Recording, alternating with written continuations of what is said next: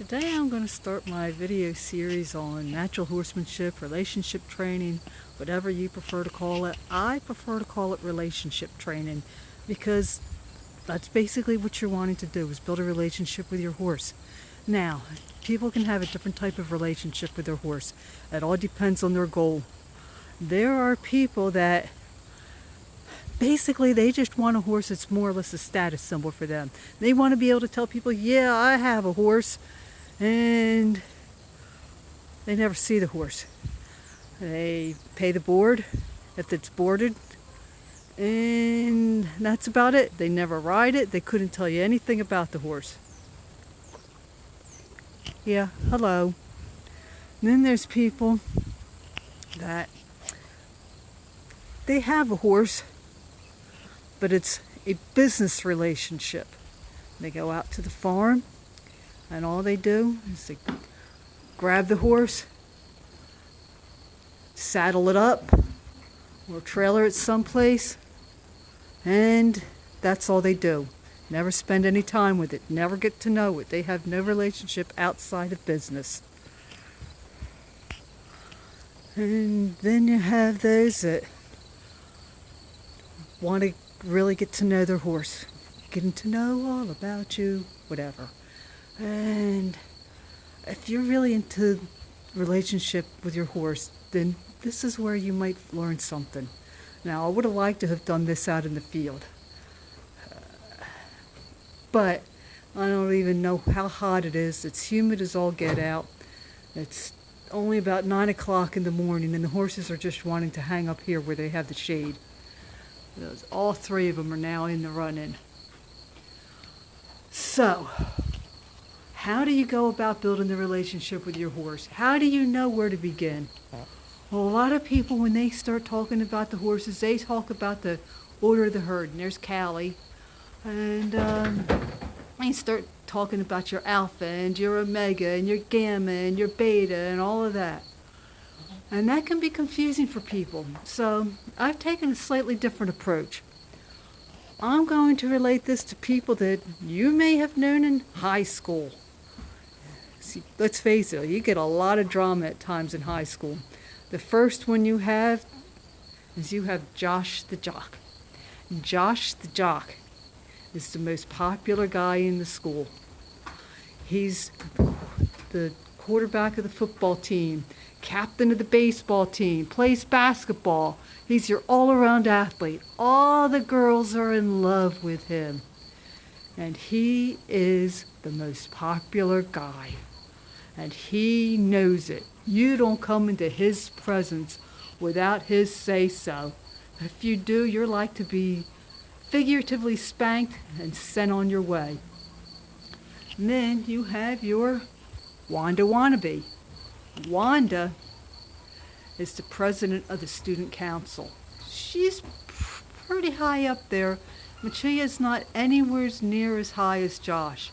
And Wanda would love to take his popularity away from him and be the one that everybody loves. And you have Cynthia the Charmer.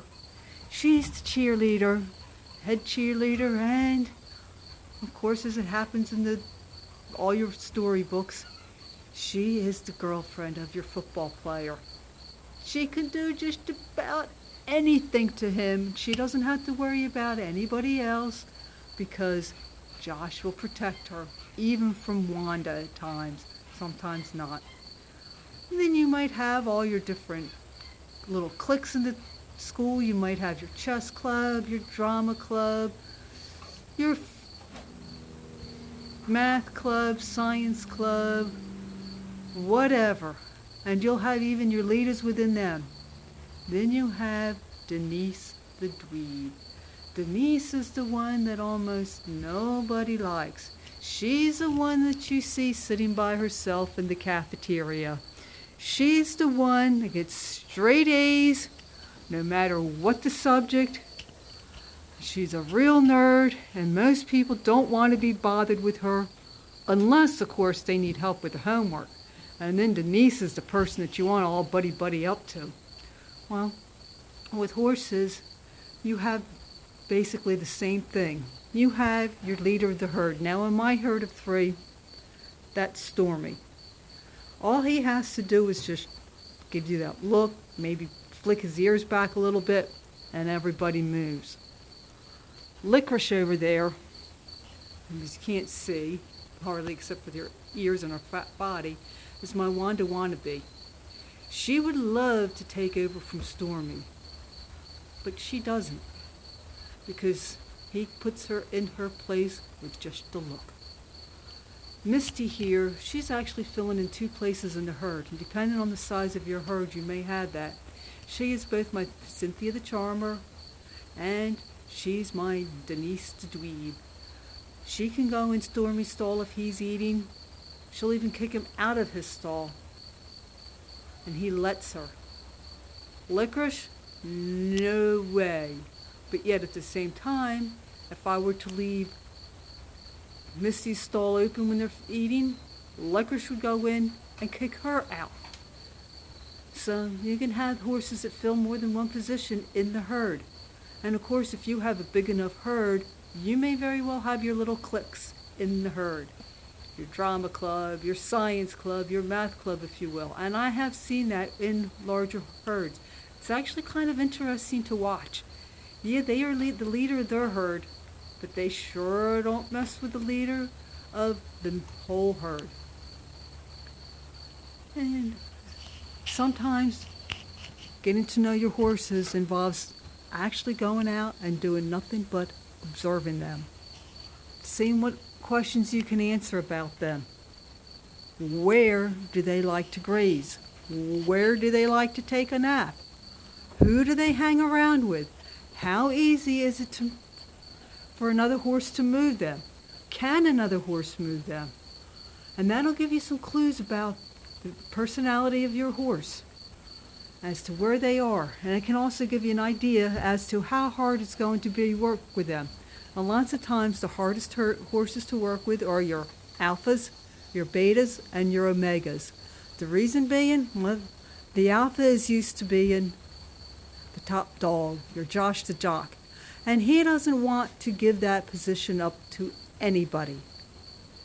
So it might be a little hard to get them to do what you want them to do. And then your wannabe, well, she wants to be the top of the herd. She's your beta. And because they want to be the alpha, they might give you a whole lot of trouble.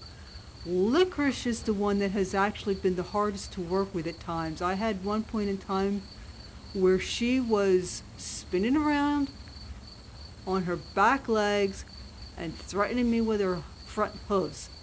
Needless to say, that didn't go well for her. I didn't beat her or anything, but she learned that that was not something to do.